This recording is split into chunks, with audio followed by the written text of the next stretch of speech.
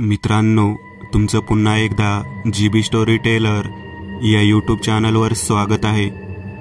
आजच्या आपल्या गोष्टीचं नाव आहे तिसरी चप्पल। लेखक संतोष देशपांडे। पण गोष्ट सुरू करण्याआधी जर कोणी या चॅनलवर पहिल्यांदाच आलेले असाल तर त्यांनी ह्या चॅनलला सबस्क्राईब करायला विसरू नका। चला तर मग अजिबात वेळ न घालवता गोष्टीला सुरुवात करूया।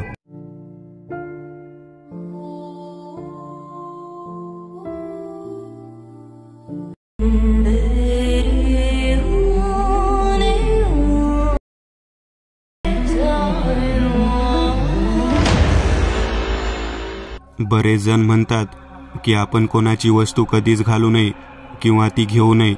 त्याच्या पाठीमागे कोणता त्रास लागलेला असू शकतो हे आपण सांगू शकत नाही, परंतु एक विचित्र पद्धतीची सवय अरुण आणि वैभव या दोघांना होती। कोठे लग्न असलं की त्या लग्नात जायचं, जेवण करायचं, जेवण करून झाल्यानंतर परत येताना तेथील लोकांची चप्पल घेऊन यायचं। स्वस्तिक मंगल कार्यालय म्हणून एक सुप्रसिद्ध मंगल कार्यालय उजनी कॉलनीच्या बाजूला होतं।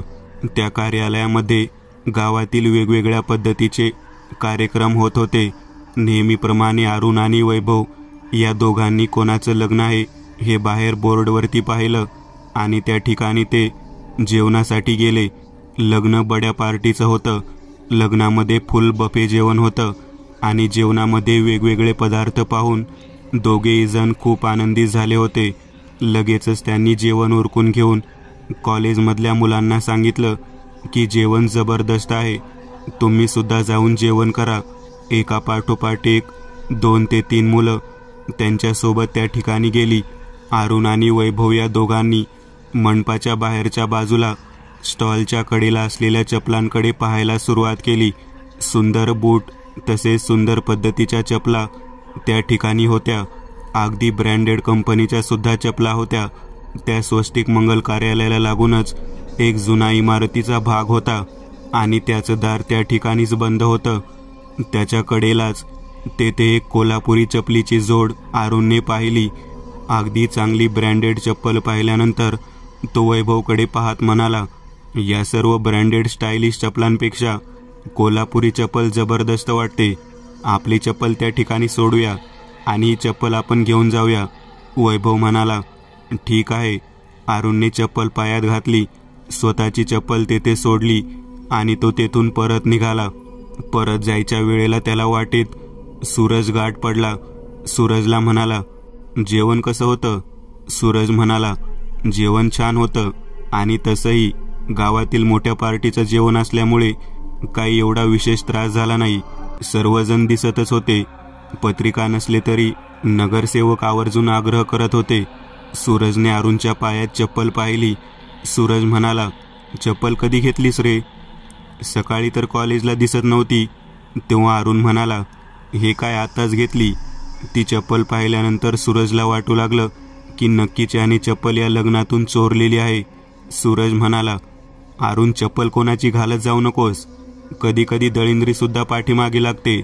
सूरजचं बोलणं ऐकल्यानंतर अरुणला राग आला। तो म्हणाला, चप्पल दिसायला एवढी छान आहे, तिचं कौतुक करायचं सोडून दुसरंच काहीतरी बोलत आहेस। मी कशाला कोणाची चप्पल चोरू? तू बोलूच कसं काय शकतोस? तेव्हा सूरज म्हणाला, तू कसा आहे ते सगळ्यांना माहिती आहे, त्यामुळे उगाच आगाऊपणा करू नकोस। जेवायचं तर जेवायचं आणि वरून तेथील वस्तू घेऊन पळून जायचं। जेवण ठीक आहे, पण कोणाची वस्तू चोरणे ही खूप चुकीची गोष्ट आहे। सूरज आणि अरुण या दोघांमध्ये वाद सुरू होता आणि त्या ठिकाणी वैभव सुद्धा आला। वैभव म्हणाला, अरे कशासाठी वाद करताय? तेव्हा सूरज म्हणाला, अरे हे बघ ना, आपण सर्वजण येथे चांगले रुचकर जेवण केले, आता आपण निघायला हवं। याने तर इथली चांगली चप्पल उचलली आहे। वैभव म्हणाला, अरे त्याला आवडली म्हणून घेतली असेल, काय हरकत आहे त्यामध्ये? तेव्हा सूरज म्हणाला, हरकत काहीच नाही, परंतु ती आपली नाही ना। तुला माहीत आहे का, माझी आजी म्हणते की चप्पल कधीच कोणाची घालायची नाही। चपलीमध्ये त्या व्यक्तीची दळिंद्री सुद्धा पाठीमागे येते। काय बोलतोस तू? असं कुठे असतं का? हो तसंच असतं, म्हणून म्हटलं कशाला घातलीस?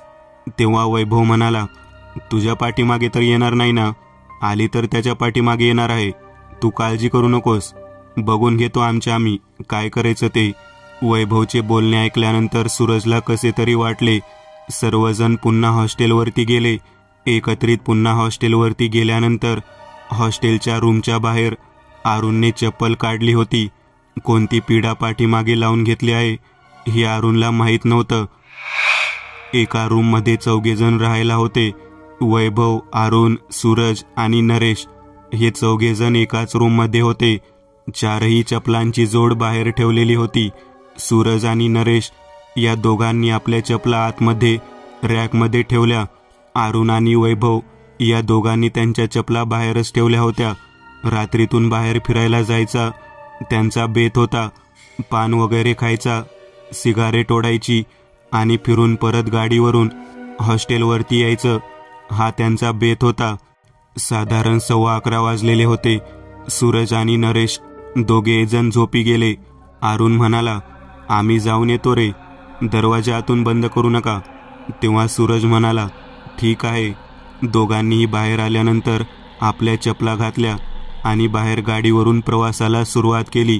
बरंच अंतर पार करून गेल्यानंतर राजू मामाच्या पानटपरीवरती जाऊन पोहोचले. पानटपरीवरून पान खाऊन सिगारेट ओढून ते परत येत होते. परत आल्यानंतर त्यांनी चप्पल बाहेरच ठेवली आणि दरवाजा उघडून आत झोपण्यासाठी गेले. साधारण 12:15 वाजून गेले होते. अरुण आणि वैभव दोघेही जण म्हणत होते, आज दिवस खूप आनंदात गेला. जेवण तर झालंच, शिवाय एक रुबाबदार चप्पल सुद्धा मिळाली.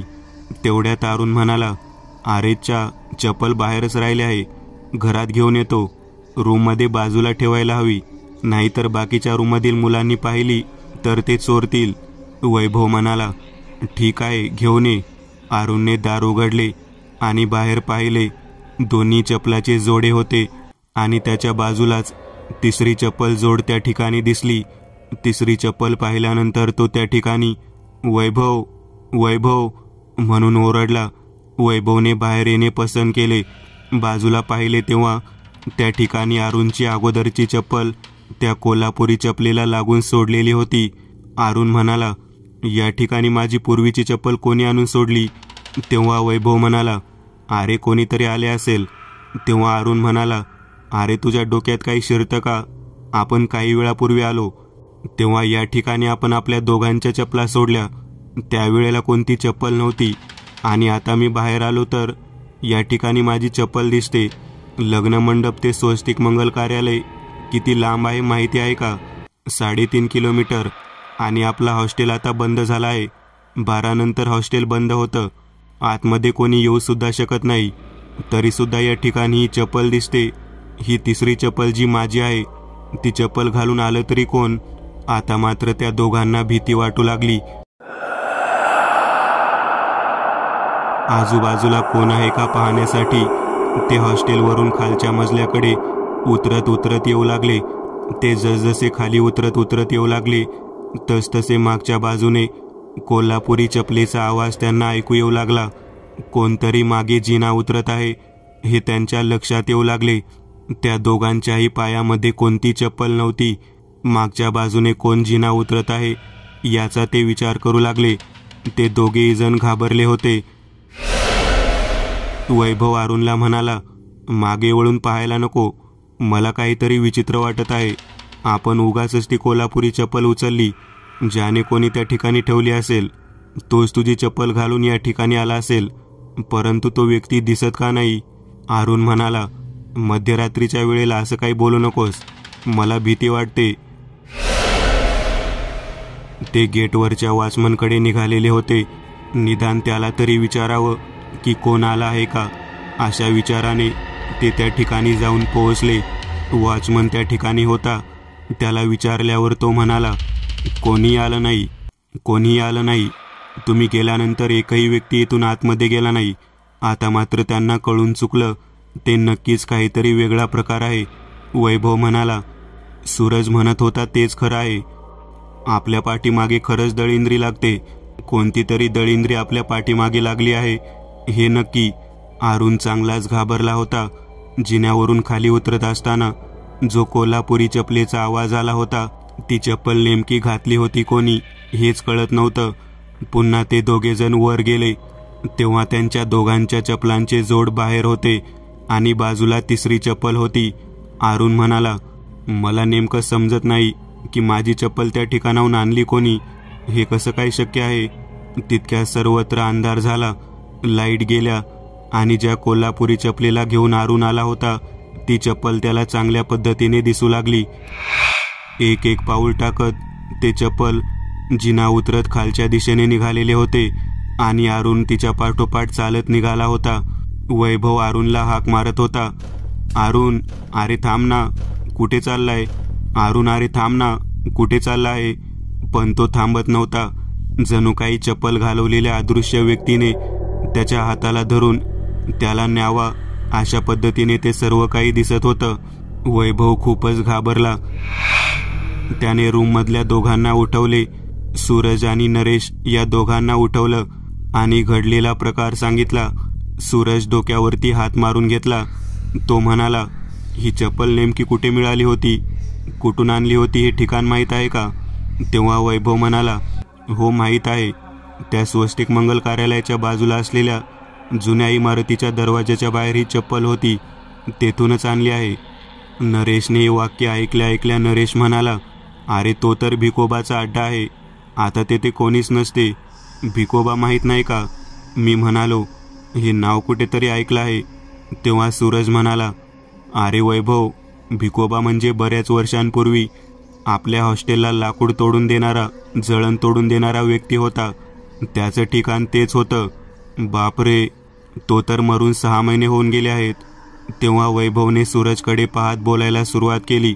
तो म्हणाला, सूरज तू म्हणतो त्या पद्धतीने कदाचित ती कोल्हापुरी चप्पल त्या भिकोबाची असावी. आपल्याला अरुणला वाचवायला हवं. अरुणला तू त्या ठिकाणी घेऊन जात आहे. अरुणची चप्पल घालून तो या ठिकाणी आला होता. बाहेरच्या बाजूला अरुणची चप्पल होती. तिसरी चप्पल पाहिल्यावरतीच आम्ही घाबरलो. वॉचमनला विचारल्यावर त्याने सांगितले की आमच्यानंतर त्या ठिकाणी कोणीच आलं नाही. आता अरुणला वाचवण्याच्या दृष्टिकोनातून आपल्याला जावेच लागेल. सूरज आणि नरेश दोघेजण तयार झाले. सूरज मला म्हणाला, वैभव सोबत काहीतरी पवित्र गोष्ट घ्यायला हवी. सूरज मला वाटतं नरेश ज्या फोटोची रोज पूजा करतो त्याच्या बाजूला असलेले भस्म सोबत घ्यावे. नरेश तयार झाला. आम्ही सर्वजण त्या ठिकाणाहून पुढे निघालो. वॉचमन गेटवरती होता. तो पूर्णतः झोपलेला होता. आम्ही वॉचमनला उठवला आणि विचारलं, येथून अरुण गेला का. वॉचमन पाहिलं तर छोटं दार उघडं होतं. तो म्हणाला, दार कोणी उघडलं, दार कोणी उघडलं. तेव्हा सूरज म्हणाला, अरे आता अरुण बाहेर गेला. तू झोपला होतास का. तेव्हा वॉचमन म्हणाला, मला कशी काही झोप लागली काहीच कळालं नाही. तेव्हा लगेचच आम्ही मोठे दार उघडून गाडी घेऊन त्या स्वस्तिक मंगल कार्यालयाच्या दिशेने निघालो. प्रवास करून काही अंतर गेल्यानंतर बाहेरच्या बाजूला मंगल कार्यालयाच्या कमानीच्या डाव्या बाजूला असलेल्या भिकोबाच्या लाकडाच्या अड्ड्याच्या जवळ पोहोचलो. आतमध्ये प्रवेश केला. सर्वत्र अंधार होता. पूर्णतः पडकी असलेली ती वास्तू आणि त्यात असलेला लाकडाचा अड्डा रात्रीच्या वेळी खूपच भेसूर पद्धतीचा जाणवत होता. नरेश सूरजला म्हणाला, आपण दोघे मध्ये जायला नको. तू सांगून सुद्धा या दोघांनी ती वस्तू आपल्या सोबत घेतली ना. काय भोगायचे ते त्यांना भोगू दे. तेव्हा सूरज म्हणाला, नाही तसं नाही करता येणार. आपण आपल्या मित्रांना अर्ध्या वाटेत सोडून नाही जाऊ शकत. मग सूरजचं बोलणं ऐकून आमच्या सोबत नरेश सुद्धा अड्ड्याच्या आतमध्ये प्रवेश करू लागला. थोडी उंच मोठी लाकडं पार करून गेल्यानंतर पलीकडे मोठा वजन काटा दिसला. काट्याच्या बाजूला छपरासारखं घर होतं. आम्ही हळूहळू पाऊल टाकत पुढे निघालो. इतक्यात जोरात किंचाळलेला आवाज ऐकू आला. मी म्हणालो, हा अरुणचा आवाज आहे. सूरज म्हणाला, अरे वैभव, अरुण कशाला ओरडेल. तेव्हा नरेश म्हणाला, कदाचित अरुणचा जीव घेतला असावा. आता मात्र चांगलीच भीती वाटू लागली होती. वजन काटा आपोआप हालू लागला. खालीवर काही नसताना तो हालत होता. बाजूला लाकडाच्या उंच उंडक्याहून पलीकडच्या बाजूला काहीतरी फोडलं जात आहे असा आवाज होता. आम्ही पलीकडे जाण्यासाठी धाडस करू शकत नव्हतो.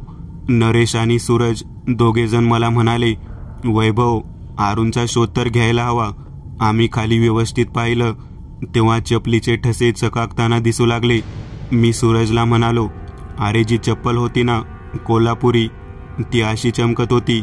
आता तिच्या चपलीच्या ठशांकडे पाहिल्यावर वाटत आहे की याच दिशेने अरुणला नेलेला असावा. आम्ही त्या ठशाकडे पाहत हळूहळू पलीकडे गेलो. तेव्हा पाहिलं तर एका मोठ्या लाकडाच्या ओंडक्यावरती एक मोठी लाकूड तोडायची कुऱ्हाड रुतलेली होती. बाजूला 2-3 शरीराचे तुकडे पडले होते. ते दृश्य पाहिलं आणि आम्ही जागेवर हादरलो. नरेश माझ्याकडे पाहत म्हणाला, अरुण गेला बहुतेक. आम्ही बाजूला पाहिलं तर अरुणच्या शरीराचे तुकडे त्या लाकडाच्या ओंडक्यावरती पडले होते. सूरज म्हणाला, फार भयानक प्रकार आहे, आपल्याला इथून जायला हवं. चल वैभव, चल लवकर. मागच्या बाजूने लाकडात रुतलेली कुऱ्हाड आपोआपच वरच्या दिशेने कोणीतरी खेचून ओढावी त्या पद्धतीने ओढली गेली.